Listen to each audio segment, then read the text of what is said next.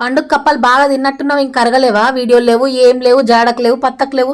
అసలు ఈ మధ్యన వీడియోలే సరిగ్గా పెడతలేవు. ఏమైంది నీకు అనుకునేటోళ్ళు మస్తు మంది ఉన్నారని నాకు తెలుసు. కానీ ఏం చేద్దాం, నా చుట్టూన్న పరిస్థితులు అట్లా డిమాండ్ చేస్తున్నాయి. ఇవాళ మేము కరీంనగర్ పోతున్నాము. కార్లు ఎటువైనా నా మూతికి బట్టు ఉండాల్సిందే. మా తమ్ముడేమో వీడియో కోసం తీయ అంటుండే, కానీ నాతో అసలుకే కాదు. ఆ వాసన ఎవడు భరిస్తాడు? ఎందుకంటే ఈ మధ్య నానమ్మ హెల్త్ కొంచెం మంచిగా ఉండలేదు. నన్ను సంక్రాంతికి దింపడానికి వచ్చినప్పుడే మా ఆయనకు చెప్పిందట హాస్పిటల్ తీసుకోమని.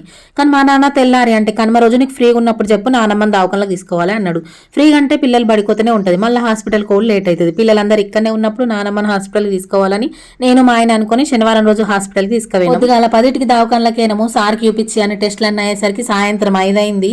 పొద్దుగాలని చేరి సుక్క మంచినీళ్ళ లేవు, అంత చక్కెర వచ్చినట్టు అవుతుందని 5కి సాఫ్రాన్లకేనము తినక తింటే ఆ అన్నం పోతనే లేదు. పట్టిన కాడికి తిని ఇంటికి పోతున్నాము. పొంగ వెమ్లాల కేక్ తీసుకున్నాము. ఆ రోజు మా చెల్లె బర్త్డే. మా చెల్లె బర్త్డేకి కేక్ కట్ చేసుడు అంతా అయిపోయినాక అసలు నానమ్మకి ఏమైంది, ఎట్లా, ఏం కథ అని అన్ని మాట్లాడుకొని అదే రాత్రి నానమ్మని పిల్లల్ని మా ఇంటికి తీసుకొని వచ్చేసరికి రాత్రి 9:30 అయింది. అన్నట్టు మర్చిపోతున్నా, మీ బెస్ట్ విషెస్ ని మా చెల్లెకి చెప్పుర్రి.